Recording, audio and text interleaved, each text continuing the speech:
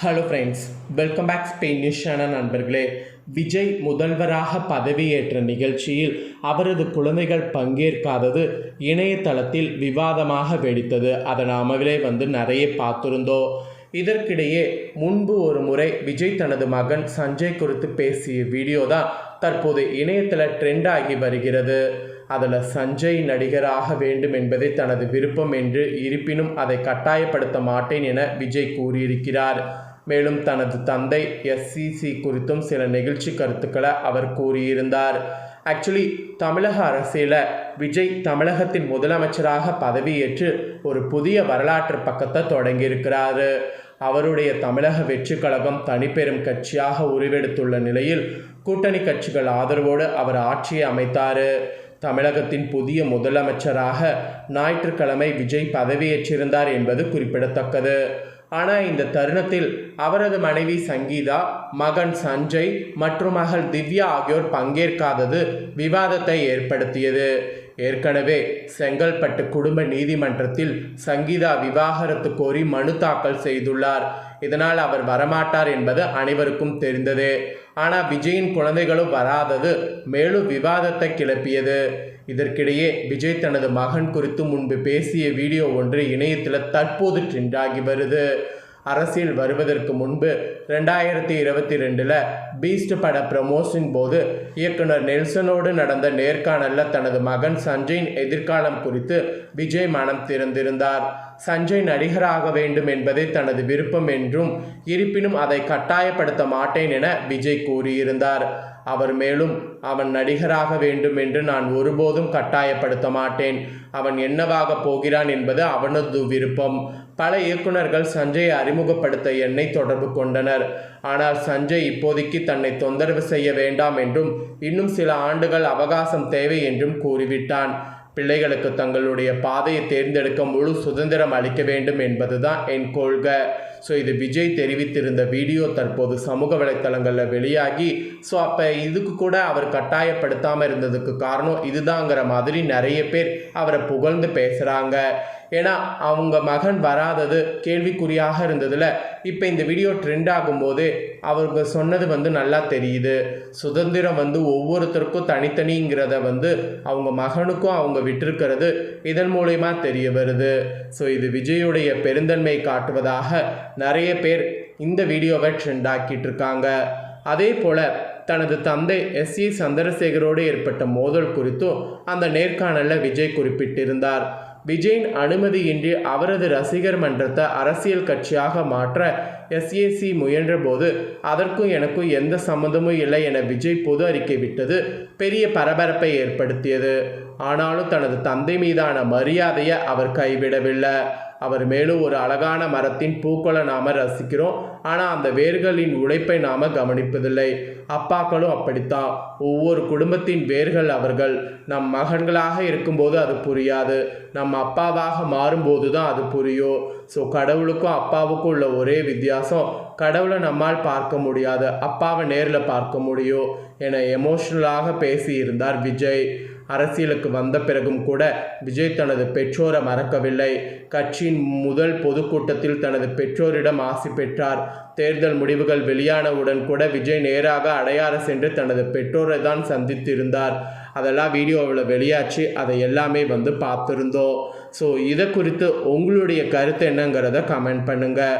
விஜய் அவர்கள் ஒரு நல்ல முதலமைச்சராக மட்டும் இல்லாமல் நல்ல அப்பாவாகவும் இருக்கிறாருங்கிறது இந்த ஒரு விஷயம் மூலிமா தெரிய வருது. மகனாக இருந்தாலும் சரி, மகளாக இருந்தாலும் சரி, யாரையும் கட்டாயப்படுத்தக்கூடாது. அவங்கவுங்களுக்குன்னு ஒரு சுதந்திரம் இருக்குது, அதற்கேற்ப அவங்களுக்கு முடிவு செய்கிறதுக்கு உரிமை இருக்குங்கிறது இவர் கூறியது ரொம்பவே வரவேற்கிற மாதிரியே அமைஞ்சிருக்கு. ஸோ இதை பற்றி உங்களுடைய கருத்து என்ன அப்படிங்கிறத கண்டிப்பாக கமெண்ட் பண்ணுங்கள். இதை தொடர்ந்து இன்னொரு ஒரு விஷயமும் இப்போ நான் உங்ககிட்ட ஷேர் பண்ண போகிறேன். ஆக்சுவலி பார்த்தீங்கன்னு வச்சுக்கோங்களேன், இந்த ஒரு டைமில் பார்த்தீங்கன்னு வச்சுக்கோங்களேன், இந்த மனுஷன் எத்தனை தான் தாங்கிறது அப்படிங்கிற மாதிரி திடீர்னு சில பிரச்சனைகள் முளைச்சிக்கிட்டே இருக்குது. அப்படி இப்போ ஒரு பிரச்சனை தாவே காக்கும் முளைச்சிருக்கு. அது என்ன பிரச்சனை அப்படிங்கிறத பார்க்கலாம். ஆனால் என்ன பிரச்சனை வந்தாலும் அதை சமாளித்து அழகாக வெற்றி பெற்றுட்டே இருக்கிறாரு விஜய் அவர்கள். சரி, இப்போ என்ன பிரச்சனை வந்திருக்குங்கிறத வாங்க பார்க்கலாம். தமிழகத்துடைய வெற்றி கழகம் தலைமையிலான புதிய அரசுக்கு அடுத்தடுத்து சட்ட மற்றும் அரசியல் சிக்கல்கள் உருவாகி வருவது திரும்ப அரசியல் வட்டாரங்களில் பரபரப்பை ஏற்படுத்தியிருக்கு. ஒரு பக்கம் நம்பிக்கை வாக்கெடுப்பை எதிர்கொள்ள தயாராகி வரக்கூடிய நிலையில் மறுபக்கம் தாவேக எம்எல்ஏக்கள் தொடர்பான வழக்குகள் விஜய்க்கு சிக்கலை ஏற்படுத்தியுள்ளது. ஏற்கனவே திருப்பத்தூர் எம்எல்ஏ சீனிவாச சேதுபதி நம்பிக்கை வாக்கெடுப்பில் பங்கேற்க நீதிமன்றம் தடை விதிக்கக்கூடிய நிலையில் தற்போது சேலம் மேற்கு தொகுதி தாவேக எம்எல்ஏ லட்சுமணனுக்கு எதிராக ஆளுநரிடம் மனு அளிக்கப்பட்டிருக்கு. தமிழக சட்டமன்ற தேர்தலில் 108 இடங்களில் வெற்றி பெற்ற தாவேக முழுமையான பெரும்பான்மை இல்லாததால் காங்கிரஸ், விடுதலை சிறுத்தைகள், இந்திய கம்யூனிஸ்ட், மார்க்சிஸ்ட் கம்யூனிஸ்ட் உள்ளிட்ட கட்சிகள் ஆதரவோடு ஆட்சி அமைத்தது. இதற்கிடையே திருச்சி கிழக்கு தொகுதியில் வெற்றி பெற்றிருந்த விஜய் தனது சட்டமன்ற உறுப்பினர் பதவியை ராஜினாமா செய்ததால் தற்போது தாவேகாவின் பலம் 107 உள்ளது. இந்த சூழலில் நாளை நடைபெற உள்ள நம்பிக்கை வாக்கெடுப்பு மிக முக்கியமானதாக பார்க்கப்படுகிறது. ஆனால் அதற்கு முன்பாகவே தாவேக எம்எல்ஏக்கள் தொடர்பாக 2 பெரிய சர்ச்சைகள் வெடித்திருக்கு. அதில் முதன்மையானது திருப்பத்தூர் தொகுதி விவகாரம். சிவகங்கை மாவட்டம் திருப்பத்தூர் தொகுதியில் தாவேக சார்பில் போட்டியிட்ட சீனிவாசா திமுக வேட்பாளரும் முன்னாள் அமைச்சருமான KR பெரிய கருப்பனை வெறும் 1 வாக்கு வித்தியாசத்தில் தோற்கடித்தார். இதனை எதிர்த்து பெரிய கருப்பன் உச்ச நீதிமன்றத்தில் வழக்கு தொடர்ந்தார். அதாவது சென்னை உயர் நீதிமன்றத்தில் வழக்கு தொடர்ந்தார். அது தனது தொகுதிக்கான ஒரு தபால் வாக்கு தவறுதலாக வேறு சிவகங்கை மாவட்டம் திருப்பத்தூருக்கு பதிலாக திருப்பத்தூர் மாவட்டம் திருப்பத்தூர் தொகுதிக்கு அனுப்பப்பட்டதாகவும் அதனால் தேர்தல் முடிவு மாறியிருக்கலாம் என்றும் அவர் குற்றம் சாட்டினார். இதையடுத்து மறுவாக்கு எண்ணிக்கை நடத்த வேண்டும் என்றும் வழக்கு முடியும் வரை சீனிவாச சேதுபதி நம்பிக்கை வாக்கெடுப்பில் பங்கேற்கக்கூடாது என்றும் கோரிக்கை வைத்தார்.